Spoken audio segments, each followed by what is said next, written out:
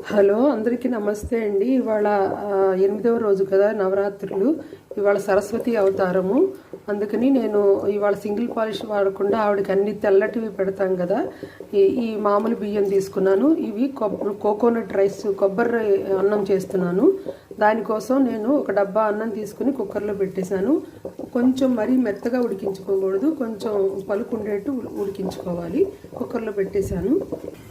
రెండో ప్రసాదం సగ్గుబియ్యం సేమియా కలిపి పాయసం చేస్తున్నాను. దీనికోసం ముందుగా ఆవు నెయ్యి వేడెక్కిన తర్వాత జీడిపప్పు వేయించుకోవాలి. నేను ఈ గ్లాస్తో సగ్గుబియ్యం తీసుకుంటున్నానండి. మిగతా సగం తీసుకుంటున్నాను, హాఫ్. మిగతా హాఫ్ సేమియా చేస్తాను. సేమియా మనం రోస్టెడ్ సేమియా తెచ్చుకోకూడదండి, వేయించింది తీసుకొచ్చుకోవాలి. అది దేవుడికి పనికొస్తుంది.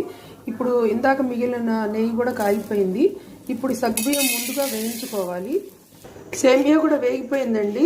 ముందు సేమియా వేయించుకుని తీసేసి సగ్గుబియ్యం వేయించుకుని దాంట్లో నీళ్ళు పోసి ఉడికించుకోవాలి. మీకు టైం ఉంటే కనుక వేయించిన సగ్గుబియ్యం నానబెట్టుకుంటే తొందరగా ఉడుకుతుంది. అక్కడ సగ్గుబియ్యం మొత్తం దీంట్లో పోసేసి ఉడికించుకోవాలి. మీడియం ఫ్లేమ్లో కానీ సిమ్లో అడుగంటకుండా ఉడికించుకోవాలి. కొంచెం నీళ్ళతో ఉడికించి తర్వాత పాలతో ఉడికించాలి. ఇంకా కొంచెం ఉడకాలి.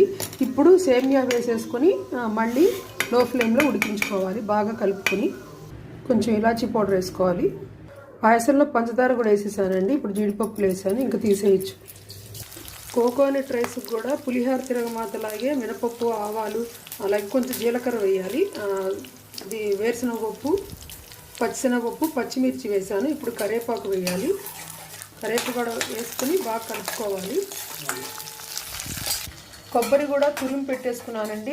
నాకు టైం లేక కానీ, లేకపోతే కొబ్బరి పాలు తీసి అన్నం వండుకుంటే ఇంకా టేస్ట్ బాగుంటుంది. అందుకని నేను టైం పడుతుందని తురుముకుని చేస్తున్నాను. ఒక కొబ్బరి చిప్పండి ఒక డబ్బా అన్నానికి. రైస్ కూడా ఉడికిపోయింది. ఇప్పుడు తిరగమాతలో ఇంకా ఈ రైస్ కలిపేయాలి. కొంచెం ఇంగు కూడా వేసుకుంటే ఫ్లేవర్ బాగుంటుంది. మీరు కావాలనుకుంటే జీడిపప్పు, పల్లీల బదులు జీడిపప్పు కూడా వేసుకోవచ్చు. నేనైతే పల్లీలు వేసాను. టేస్ట్కి సరిపడా సాల్ట్ వేసుకోవాలి. పసుపు వేయకూడదండి, అమ్మవారికి తెల్లగా పెట్టాలి కదా. ఇందాక తురిమి పెట్టుకున్న కొబ్బరి కూడా వేసుకొని ఇంకొంచెంసేపు వేగనివ్వాలి, పచ్చివాసన పోయే వరకు. కొబ్బరి కూడా వేగిపోయిందండి. ఇప్పుడు రైస్ అంతా దాంట్లో వేసుకొని బాగా అడుగు నుంచి కలుపుకోవాలి. మొత్తం కలిసేటట్టు కలుపుకోవాలి. మీరు పెద్ద బాండి పెట్టుకుంటే వీలుగా ఉంటుంది. ఇవాళ అమ్మవారి మహానైవేద్యానికి అన్నము, చారు, పప్పు, కూర రెడీ చేశాను. అలాగే స్పెషల్ ప్రసాదాలు, పాయసం, సగ్గుబియ్యం సేమియా కలిపి